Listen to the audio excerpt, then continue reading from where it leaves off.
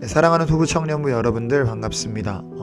벌써 목요일인데 다들 출근 잘하고 있죠? 오늘 우리가 살펴봐야 될 말씀 한번 살펴보도록 하겠습니다. 요한복음 1장 15에서 18절까지입니다. 제가 읽겠습니다.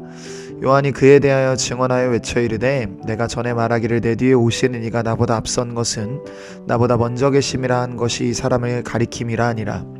우리가 다 그의 충만함 돼서 받으니 은혜 위에 은혜로라.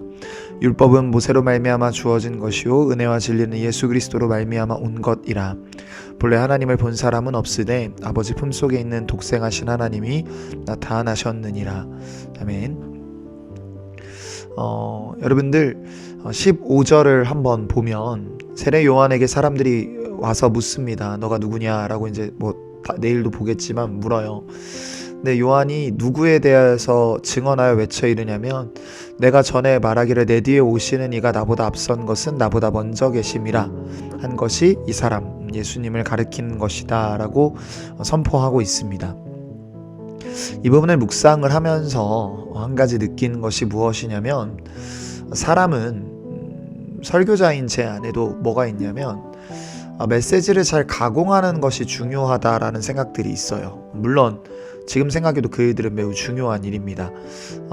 전달하고자 하는 메시지를 잘 가공하고 전달하고자 하는 바가 청년들, 특별히 섬기는 대상인 여러분들에게 잘 전달되게끔 하기 위해 필요한 조치들을 취하는 것은 매우 중요한 일이라 할 수 있죠.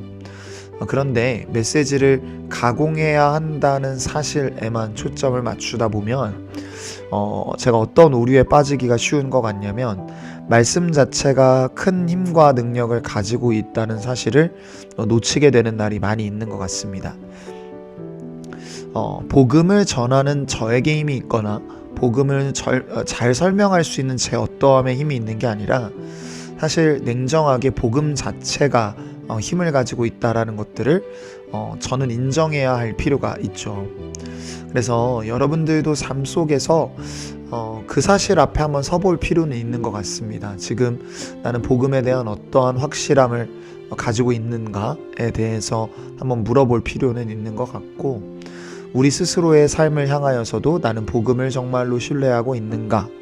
라는 질문을 던지는 것은 매우 중요하다라고 생각을 합니다.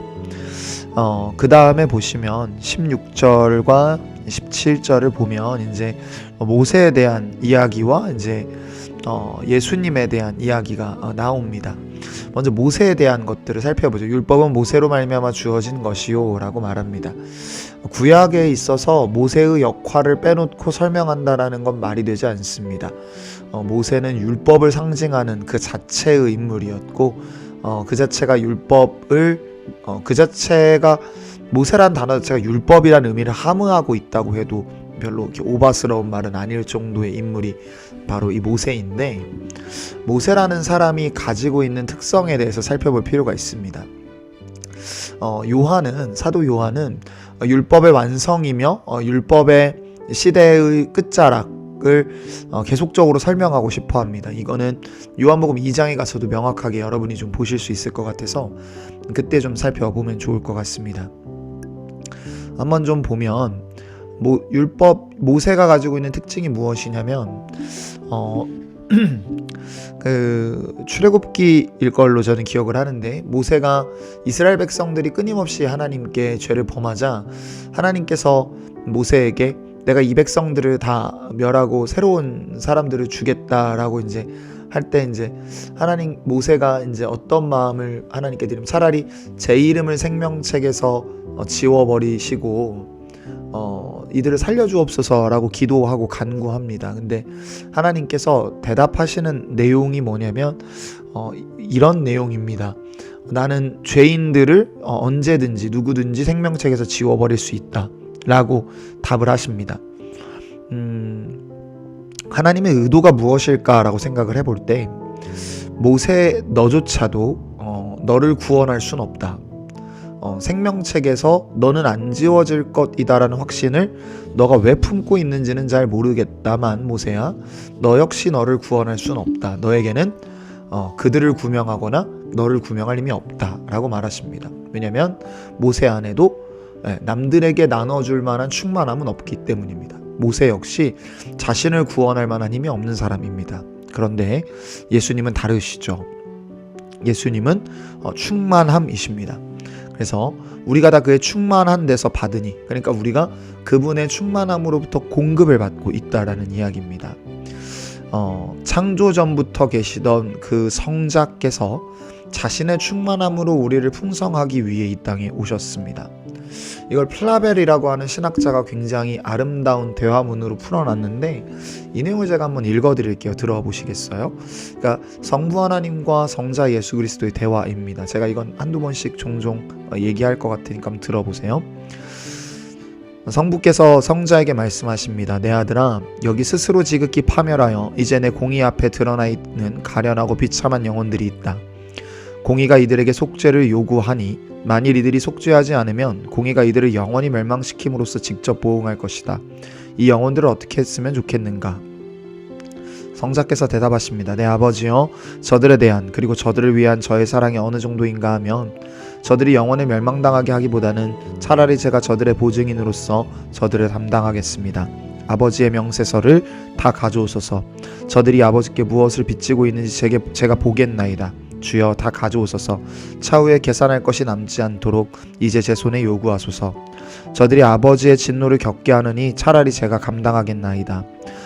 저에게 아버지여 저들의 죄값을 물으소서. 성부께서 다시 대답하십니다. 하지만 내 아들아, 네가 저들을 맡을 경우 마지막 돈저 한 입까지 갚아야 할 것이다. 감액 같은 것은 기대하지 말거라.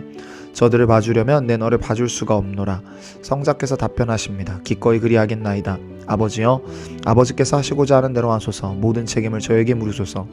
설령이 이 일이 제게 일종의 파멸임이 드러난다 할지라도, 설령이 이 일이 제 모든 부요를 다 메마르게 하고 제 모든 보화를 다 바닥나게 할지라도 저는 기꺼이 이 일을 맡겠습니다. 예수님께서 이렇게 답변을 하십니다. 우리는 스스로 충만함을 만들어낼 수 없는 자들입니다. 우리가 이따금 충만한 감정조차 만들어낼 수 있다라고 생각할 때가 있습니다. 이렇게 기도하면 혹은 이런 음악을 듣거나 이런 찬양을 들으면 그것들조차도 은혜이고, 사실 그분의 충만함을 공급받는 것에 지나지 않습니다. 그래서 사랑하는 여러분, 우리 안에 오늘 하루를 살아내기 위해 필요한 충만함, 그분의 공급하심이 없다면 지금 잠깐 그분께 구했으면 합니다. 하나님, 오늘 하루를 살아내야 합니다. 하나님을 본 사람은 없으되 아버지 품속에 있는 독생하신 하나님이 우리를 위해 오셨습니다. 그 그리스도의 십자가의 영광에서 빛나는 우리와 함께 하신 하나님으로 오시는 그 예수 그리스도의 영광이 오늘 우리에게 빛나기를 원합니다. 우리 마음을 비춰주소서. 우리 마음을 부드럽게 하소서. 우리 마음을 정결하게 하소서. 그래서 하나님께서 원하시는 삶을 살아낼 수 있는 충만함을 지금 내게 공급하여 주옵소서라고 구하고 기도하며 나아가는 우리 모두가 될 수 있기를 주님의 이름으로 축복합니다. 오늘 기도 제목은 좀 그래서 본질적으로 좀 우리가 이렇게 기도해 봤으면 합니다. 하나님, 우리가 어떻게 구하기를 원하십니까? 우리가 하나님이 원하시는 대로, 하나님의 뜻대로 기도할 수 있도록 우리의 마음과 우리의 입술에 주님의 기도 제목을 더하여 주옵소서. 수련회를 향한 마음을 주시고 수련회를 향한 기도의 제목들을 우리에게 알게 하셔서 하나님, 우리가 기도하고 준비하며 나아갈 수 있도록 인도하여 주옵소서라고 구하며 나아갈 수 있으면 좋겠습니다. 그렇게 기도하시고 또 발견되는 기도 제목들이 있다면 저에게도 공유해 주시면 좋을 것 같아요. 잠깐 이제 기도문을 하나 읽고 제가 기도하고 마치겠습니다. 오 성령 하나님, 아버지와 아들께로부터 오시는 성령님, 나를 불쌍히 여기소서. 주께서 태초에 혼돈 위에서 활동하고 계실 때 질서가 탄생했고 세상의 아름다움을 입었으며 풍요로운 결실이 이루어졌습니다. 주께 기도하오니 나의 무질서한 마음 위에서도 운행하소서. 가증한 욕망과 정욕의 질병을 없애주시고 불신의 안개 어둠을 걷어내시며 진리의 빛으로 내 영혼을 밝히시고 이 영혼으로 하여금 낙원의 동산같이 향기롭게 하시며 각양 탐스러운 열매로 풍요롭게 하시고 천국의 은혜로 아름답게 하시며 하나님의 빛으로 빛나게 하소서. 주께서 맡으신 거룩한 직분의 영광을 내 안에 이루시고 나의 위로자요 빛이요 안내자 되시며 정결케 하는 이 되어 주소서. 그리스도의 일들을 취하여 내 영혼에 보이소서. 내가 성령님을 통하여 날마다 더 그리스도의 사랑을 배우고 그분의 은혜와 긍휼과 신실하심과 아름다우심을 배우게 하소서. 나를 십자가로 인도하셔서 그리스도의 상처를 보게 하시고 악의 저주스러운 실상과 사탄의 권세를 보게 하소서. 십자가에서 나의 죄를 보되 그리스도를 못 박은 쇠못으로 보게 하시고 그리스도를 결박한 끈으로 보게 하시며 그리스도를 찌르는 가시로 보게 하시고 그리스도를 꿰뚫은 칼로 보게 하소서. 나를 도우셔서 그리스도의 죽음에서 그분의 사랑과 무한하신 은혜를 발견하게 하소서. 다 이루었다 하신 그 말씀의 깊고 놀라운 진리를 내게 열어 보이소서. 속죄가 완성되었고 대속이 성취되었으며 구속이 이루어졌고 죄책이 제거되었으며 빚이 청산되었고 죄를 용서받았으며 육신이 구속받았고 영혼이 구원받았으며 지옥이 패배했고 천국이 열렸으며 영원히 나의 것이 되었으니 나로 이 일들을 명백히 알게 하시고 믿음을 더해 주소서. 오 성령님, 이 구원의 가르침을 내 안에 깊이 심어 주소서. 나의 마음판에 이 가르침을 기록하셔서 나의 걸음이 언제나 죄를 미워하고 죄를 피해 달아나며 그리스도를 사랑하는 걸음이 되게 하시고 나로 하여금 악의 어떤 관계에도 미혹되거나 속지 않게 하소서. 예수님의 이름으로 기도했습니다. 아멘. 마무리 기도하겠습니다. 하나님, 우리가 오늘 하루를 살아냄에 있어서 하나님, 우리가 스스로 충만함을 만들어낼 수 있는 자들이 아님을 고백하옵나니 우리에게 충만함을 허락하여 주옵소서.